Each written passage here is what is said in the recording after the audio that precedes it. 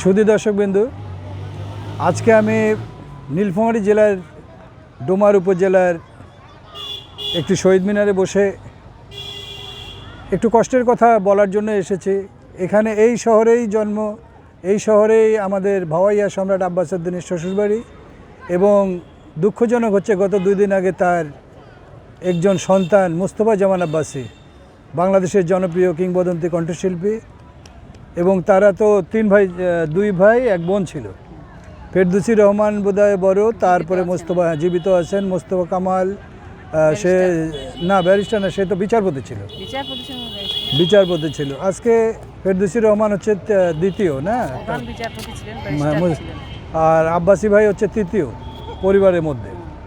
তা আজকে আব্বাসী ভাইয়ের কারণে আমি ক্যামেরার সামনে আসলাম, কারণ আমি 93-তে ঢাকা যাই। ঢাকা যাওয়ার পরে আমি একটি একক কনসার্ট করি, ফারুক ভূঁইয়া একক কনসার্ট, সেটি হচ্ছে টিএসসিতে।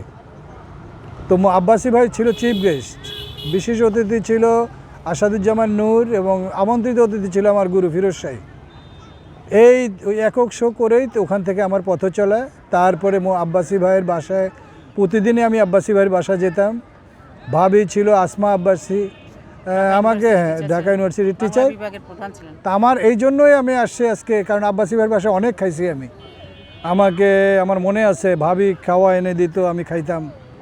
তা ভাবি একদিন বলল যে ফারুক তো আমাদের এই পরিবারের সন্তান। তো এটা কত বড় আন্তরিকতা হলে এই কথাটা বলতে পারে। আজকে আমরা তো অনেক সময় অনেক কথা ভুলে যাই, তো আজকে খুব কষ্ট লাগছে আব্বাসী ভাইয়ের জন্য। আল্লাহ তাকে বেহেশত নসিব করুক। তো আব্বাসী ভাইয়ের পরে আমাকে একটি প্রোগ্রাম দিল ভরা নদীর বাঁকে গান গাওয়ার জন্য। তখন কিন্তু বিশাল ব্যাপার, সবাই ওই বিটিভির দিকে চোখ ছিল সবাই। বিটিভিতে যা হয়তো সবাই মুখস্থ, একমাত্র বিটিভি ছিল তখন। তো যাক, আমি আজকে যেহেতু তা আব্বাসী ভাইকে কথা বললাম, সেই ডোমারে যার নানার বাড়ি, তো ডোমারকে নিয়ে আমি একটি গান করেছি, সেই গানটি শোনাই তাহলে আপনাদের। হিমালয়ের পাদদেশে শালকি নদীর পারে ভালোবাসার শহর ডোমার, ভুলতে পারি না তারে, ভুলতে পারি না, ভুলতে পারি না তারে, ভুলতে পারি না, তোকে ছেড়ে চলে গেলে মনে পড়ে বারবার আমাদের ছোট্ট শহর ডোমার। হিমালয়ের পাদদেশে শালকি নদীর পারে ভালোবাসার শহর ডোমার, ভুলতে পারি না তারে, ভুলতে পারি না, ভুলতে পারি না তারে, ভুলতে পারি না, তোকে ছেড়ে চলে গেলে মনে পড়ে বারবার আমাদের ছোট্ট শহর ডোমার।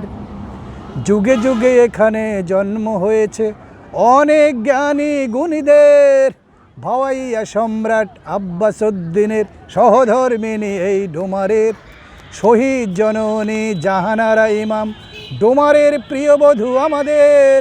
তার প্রিয় সন্তান শহীদ হলো মুক্তিযুদ্ধের 71-এ, ভুলতে পারি না তারে, ভুলতে পারি না, ভুলতে পারি না তারে, ভুলতে পারি না, তোকে ছেড়ে চলে গেলে মনে পড়ে বারবার ডোমরাজা ছিল বলে ডোমার।